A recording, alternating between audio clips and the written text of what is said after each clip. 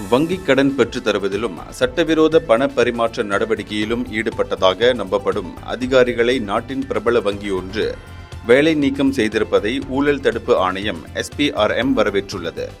சம்பந்தப்பட்ட வங்கி ஆழமான விசாரணையை மேற்கொண்டு மீண்டும் தவறு நிகழாமல் இருப்பதை உறுதி செய்ய இந்த ஆக்கப்பூர்வமான நடவடிக்கையை முன்னெடுத்திருப்பது வரவேற்கக்கூடியது என SPRM தலைமை ஆணையர் தான்ஸ்ரீ அசாம்பாக்கி கூறினார்.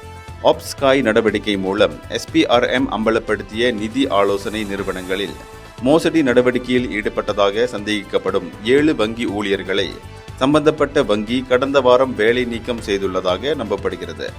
இந்த விவகாரத்தில் SPRM கைது செய்த 18 பேரில் அந்த 7 அதிகாரிகளும் அடங்குவர். அதோடு இன்னும் சில அதிகாரிகள் இந்த மோசடியில் எந்தளவிற்கு ஈடுபட்டுள்ளனர் என்பது பேங்க் நிகாரா உதவியுடன் விசாரிக்கப்பட்டு வருகிறது. மேலும் இதில் தொடர்புடைய இதர 3 அதிகாரிகள் இந்த வாரத்தில் வேலை நீக்கம் செய்யப்பட்டிருப்பது குறித்து தகவல் கிடைத்துள்ளது என வங்கிகளின் பெயர்களை குறிப்பிடாத தான்ஸ்ரீ அசாம்பாக்கி சொன்னார். இந்தியர்களின் இதய குரல் மக்களோசை.